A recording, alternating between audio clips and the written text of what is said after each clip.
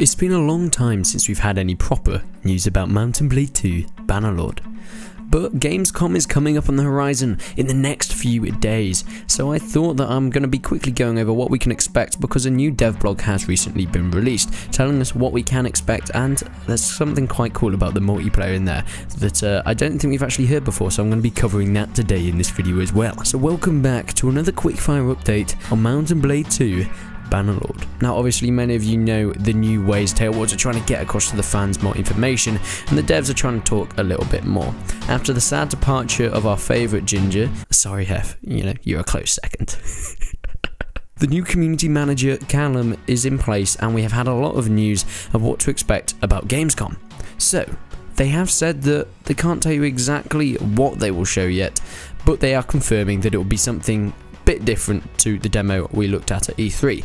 Now, does this mean that we're going to see some multiplayer stuff or more of the world map? Because of course at E3 it was the in-game battles, people got to play it, but it was the in-game battles that we all know and love, but people wanted to see more. We've seen a lot of those in-game battles, and I feel like they need to expand a bit on what they're showing us. So my predictions are either we're going to see a bit of the world map and some of the diplomacy and things in that, and I'll go on to a little bit later what they've actually confirmed that is definitely going to be in the single player, or maybe we'll see some multiplayer like a replay camera and things like that, because we know that is definitely going to be in the game.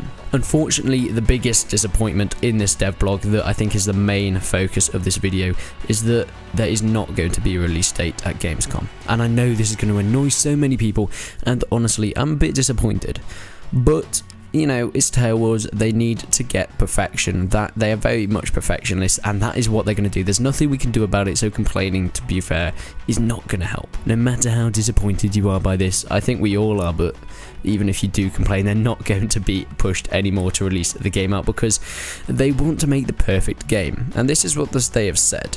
They have not disclosed a release date so far because it doesn't exist. They don't work like that. We think our fans don't deserve less than our best efforts, our total commitment, and they don't want to be releasing a game before it's ready. Just before they might. Before it's ready. Just because they might, you know, build up so much hype and it's not going to live up to it. And I think that's very fair. From a business perspective, there's no benefit at all to them to delay this release. The only important thing is them developing the game and making it truly unique. Something that we, the fans, will actually enjoy and playing it as much as we love making this. And that's kind of what they're saying of the reasons they're not going to bring out a release date just yet. But they are also saying, having said all that, we understand that some of you might fear that we're abandoning the game or that we're stuck in the development hell. We can assure you that this is not the case. We have of course made our share of mistakes and false starts which have added to the development time, but no more than what could be expected from a project of this scale. And then they go on to talk about why it's taken so long and what the main reasons are. And to be fair, they're saying the main reason is the size of the game, which I can relate to. Now, they talk about why it's so big in terms of scale, which many of you might already know, but then they go into some of the cool features that actually might not have been confirmed just yet, like there's a little one on multiplayer later that I'll read out. So they're talking about including, but not limited to, the fief and kingdom management, the deep trading system, diplomacy and a relationship system, the epic battles with hundreds of on-screen combatants that the player can command, and so much more. So these are all the cool things that have actually already been confirmed, but this talks to some of actually a multiplayer part. Now in this multiplayer part, they are talking about something that we've never actually seen in a Mount & Blade game before. And this is what they said. And then there's the multiplayer aspect of the game, featuring a matchmaking system for the first time in the Mount & Blade series, which lets players test their combat and tactical skills against players from all over the world, which I think is awesome that they're adding matchmaking in, because of course normally you just go into a server, you play with pretty much anyone, but if you've got a matchmaking option, I hope it's as well, because I do love the server thing, because that's how you make the massive events.